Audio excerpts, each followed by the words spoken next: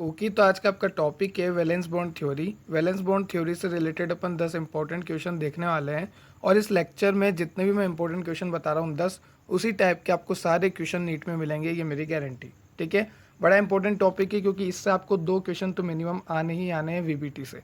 कहाँ आप कोऑर्डिनेशन पूरा चैप्टर पढ़ोगे और कहाँ आप सिर्फ पढ़ोगे वीबीटी वैलेंस बॉन्ड थ्योरी, जिससे 2 क्वेश्चन आ जाएंगे। ठीक है, तो अगर जिसने मेरा लेक्चर नहीं देखा सबसे पहले वो लेक्चर देख सकता है। सिर्फ 10 से 12 मिनट आपको पूरी वीबीटी की कंसेप्ट जो है अच्छे से समझ आ जाएगी। और जिसको आती है, जिसको समझ आती है कंसेप्ट, चलो चलते अपन टेलीग्राम पे 10 इंपॉर्टेंट क्वेश्चन देखते हैं। ठीक है, तो सबसे पहले आपको ओपन करना है टेलीग्राम।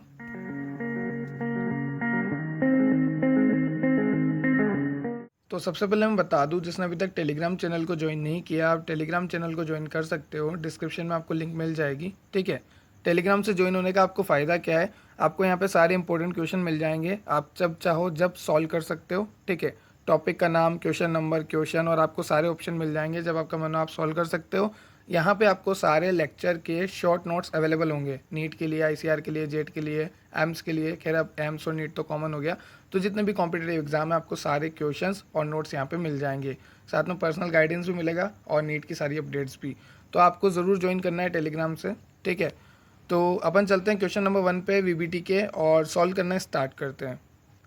तो देखो क्वेश्चन नंबर 1 बड़ा बेसिक सा क्वेश्चन है। आपको ऑक्सीडेशन नंबर पूछा है COF6-3 का। ठीक है, आपको पता है कि फ्लोरीन के ऊपर चार्ज होता है -1 और यहाँ पे F6 है, मतलब -1 × 6 = -6। ठीक है, तो इधर तो आया -6 आपके पास और इधर है कितना आपके पास -3।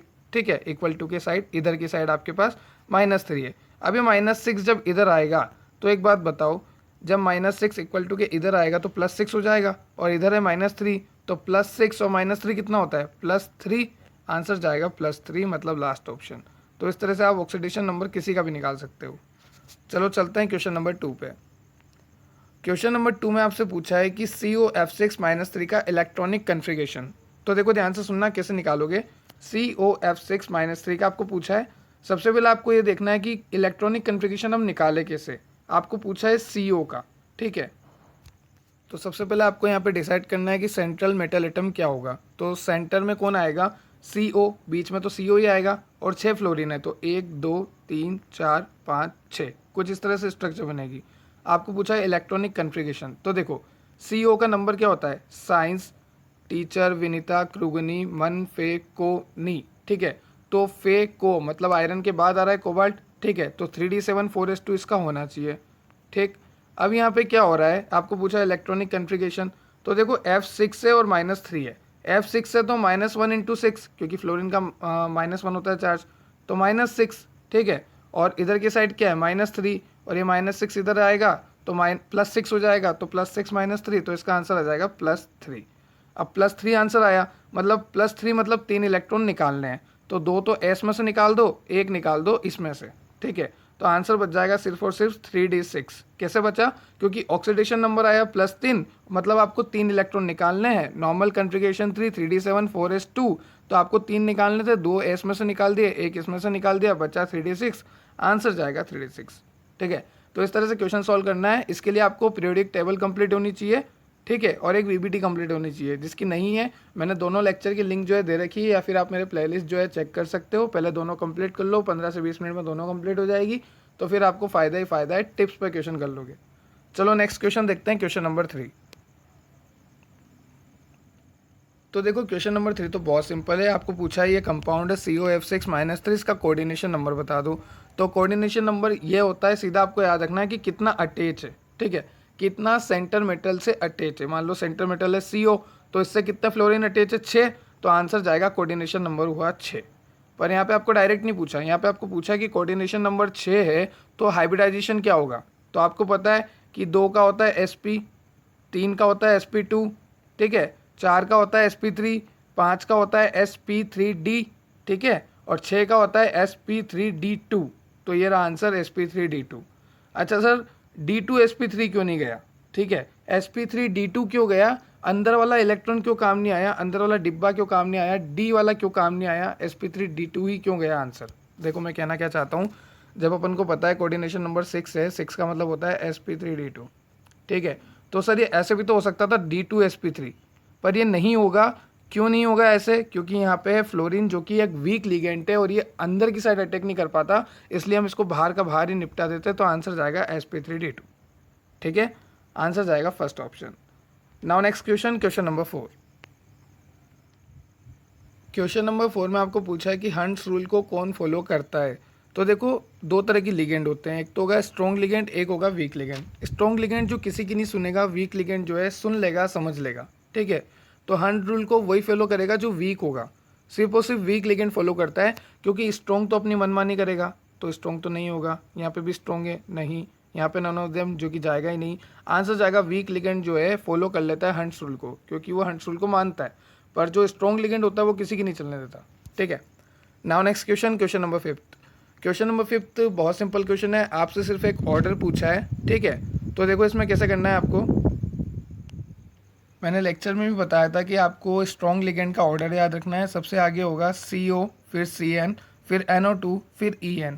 तो ये स्टार्टिंग के 4 है। ठीक है, आपको मैंने सीरीज़ बता रखी है पूरी, तो आपको याद रखना है। और हैलोजन परिवार, फिर कल बाहर INT, fluorine, chlorine, bromine, iodine जो है वीक लिगेंड होते हैं, लास्ट में आते हैं। तो शुरुआत होती है CO, CN, NO2, EN।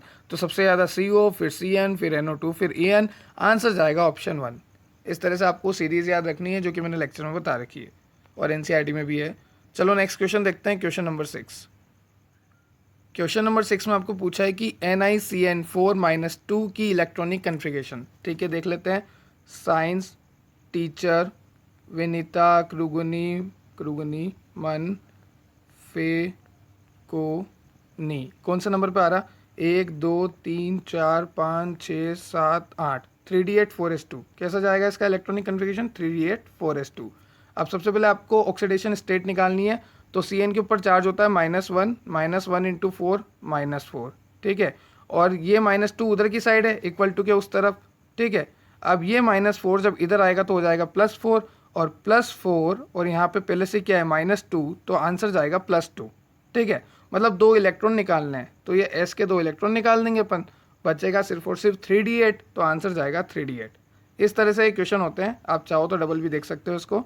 Now next question, question number 7। देखो क्वेश्चन नंबर 7 में आपसे पूछा है, आपको एक कॉम्प्लेक्स दे रखा है COF6-3, और आपको पूछा है कि ये क्या है, स्पिन फ्री है, हाई स्पिन का है, स्पिन पेयर्ड है। अब देखो सबसे पहले इनका मतलब क्या होता है। स्पिन फ्री कॉम्प्लेक्स मतलब कोई भी पेयरिंग नहीं हुई। ठीक है, और पेयरिंग कब नहीं होगी? देखो मान लो ये सिंगल सिंगल इलेक्ट्रॉन है।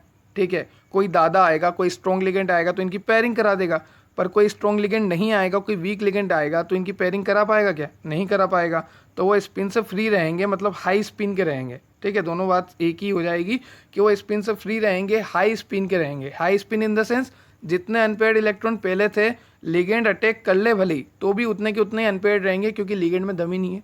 ठीक है, लिगेंड वीक वाला है। तो ध्यान रखना, फ्लोरीन तो वैसे ही वीक लिगेंड है, मैंने आपको अभी ऊपर भी बताया कि हैलोजन परिवार के सारे जो है वीक लिगेंड है, और जब वीक लिगेंड है तो स्पिन से फ्री रहेंगे, कोई पेयरिंग नहीं होगी यहाँ पे। हाई स्पिन मतलब जितने पहले अनपेयर्ड थे लिगेंड के अटैक करने से पहले, उतने अटैक करने के बाद भी है। ठीक है, तो ये दोनों ऑप्शन सही है। क्या यहाँ पे पेयर्ड होगा? बिल्कुल नहीं होगा, क्योंकि ये वीक लिगेंड है। तो आंसर जाएगा बोथ ए एंड बी। तो 90% क्वेश्चन तो आपके ऐसे ही हो जाएंगे। आप सीधा देखना लिगेंड कैसा है, वीक या स्ट्रॉन्ग। अगर वीक होगा तो स्पिन फ्री होगा, हाई स्पिन का होगा, तो आंसर जाएगा बोथ ए एंड बी। और अगर यहाँ पे CN होता जो कि स्ट्रॉन्ग लिगेंड है, तो फिर आंसर सिर्फ और सिर्फ जाता है स्पिन पेयर्ड, क्योंकि वो पेयरिंग कराता है, क्योंकि वो सीधा अंदर घुसता है, क्योंकि वो दादा है। ठीक है, स्ट्रॉन्ग लिगेंड है। Now next question, question number 8। देखो क्वेश्चन नंबर 8 आप बड़ी आसानी से कर लोगे, क्योंकि आपके 90% क्वेश्चन तो अब यूँ ही हो जाएंगे। आपको दिख रहा है कि यहाँ पे स्ट्रॉन्ग लिगेंड है CN। ठीक है, अब CN स्ट्रॉन्ग लिगेंड है तो पेयरिंग कराएगा, और पेयरिंग कराता है तो पैरामैग्नेटिसिटी खत्म। ठीक है, फिर डायमैग्नेटिसिटी शुरू, मतलब डायमैग्नेटिक हो जाता है। मतलब मान लो ये अनपेयर्ड इलेक्ट्रॉन है तो ये आएगा पैरामैग्नेटिक की कैटेगरी में, पर यहाँ पे हो गई पेयरिंग। पेयरिंग क्यों हो रही? क्योंकि स्ट्रॉन्ग लिगेंड है, तो वो आएगा अब डायमैग्नेटिक में। तो पहला ऑप्शन तो सही है, दूसरा गलत है। क्या यहाँ पे पेयरिंग होगी? स्पिन पेयर हो गया यहाँ पे, बिल्कुल हो गया। तो ये भी सही है, ये भी सही है। आंसर जाएगा बोथ ए एंड सी। तो आपको ये लिगेंड देख के पता लग जाएगा 90% क्वेश्चन में। तो ठीक है, now next question, question number 9। तो देखो क्वेश्चन नंबर 9 बड़ा सिंपल सा क्वेश्चन है। आपको पूछा है कि आप पैरामैग्नेटिक कैरेक्टर जो है कैसे कैलकुलेट करेंगे। तो इसके लिए आपके पास एक फॉर्मूला होता है √n n+2, जहाँ पे n का मतलब होता है नंबर ऑफ अनपेयर्ड इलेक्ट्रॉन। जैसे मान लो यहाँ पे 3 अनपेयर्ड इलेक्ट्रॉन है, इस तरह से शो करते हैं हम। और मान लो अब 2 ही रह गए, तो आपके पास नंबर ऑफ अनपेयर्ड इलेक्ट्रॉन कितने हैं, 2। आपको फॉर्मूले में पुट करना है 2, 2 प्लस 2, ठीक है, क्योंकि एन की जगह भी 2 ही करेंगे, तो 2 प्लस 2 4, और 4 इंटू 2 8, तो अंडर रूट 8 जो है आंसर जाएगा। तो इस तरह से आप निकाल सकते हो कितना पैरामैग्नेटिक कैरेक्टर है। तो फॉर्मूला क्या हुआ, अंडर रूट n n+2, अगर ये हाफ को मैं देखूँ तो अंडर रूट ही बनेगा, ठीक है। तो पहला ऑप्शन भी सही है, वो गलती से दोनों ऑप्शन एक जैसे सेट हो गए, ठीक है, तो दोनों ऑप्शन एक ही बात है। चलो चलते हैं नेक्स्ट क्वेश्चन पे, क्वेश्चन नंबर 10। ये फॉर्मूला आपको याद रखना है, अंडर रूट n n+2, ठीक है। क्वेश्चन नंबर 10 देखते हैं। तो क्वेश्चन नंबर 10 में आपसे पूछा है कि NiCN4-2 का हाइब्रिडाइजेशन क्या होगा, ठीक है। तो सबसे पहले आपको पता होना चाहिए सेंटर एटम Ni, उसके बाद Cn है 4, तो इस तरह से टेट्राइडल टाइप अरेंजमेंट, और 4 है तो वैसे अपने को पता होगा कि हाइब्रिडाइजेशन sp3 है, ठीक है। पर अपन को एक बात ध्यान रखनी है कि यहाँ पे है Cn, और Cn जो है स्ट्रॉन्ग लिगेंड है, और स्ट्रॉन्ग लिगेंड है तो अंदर की तरफ घुसने की कोशिश करेगा, तो इसका आंसर जाएगा DsP2। क्या आंसर जाएगा, DsP2। क्यों जा रहा है DsP2, sp3 क्यों नहीं जा रहा, क्योंकि यहाँ पे स्ट्रॉन्ग लिगेंड है, बाहर का बाहर काम नहीं करेगा, डी में घुसने की कोशिश करेगा, DsP2 आंसर जाएगा इस तरह से, ठीक है। तो आपको ध्यान रखना है, ये आंसर बड़ा इंपॉर्टेंट है। देखो बच्चे sp3 करके गलती कर चुके हैं। तो ये थे आज के 10 इंपॉर्टेंट क्वेश्चन। आई होप आपको मेरा एक्सप्लेनेशन समझ में आया होगा वैलेंस बॉन्ड थ्योरी का, ठीक है। और भी आप लेक्चर देख सकते हैं। Thank you so much, thanks for watching, keep support, thank you. Maximum share करो इन क्वेश्चंस को ताकि सब सॉल्व कर सकें, और जो लोग अभी तक टेलीग्राम से नहीं जुड़े वो ज्वाइन हो जाए, ठीक है। Thank you.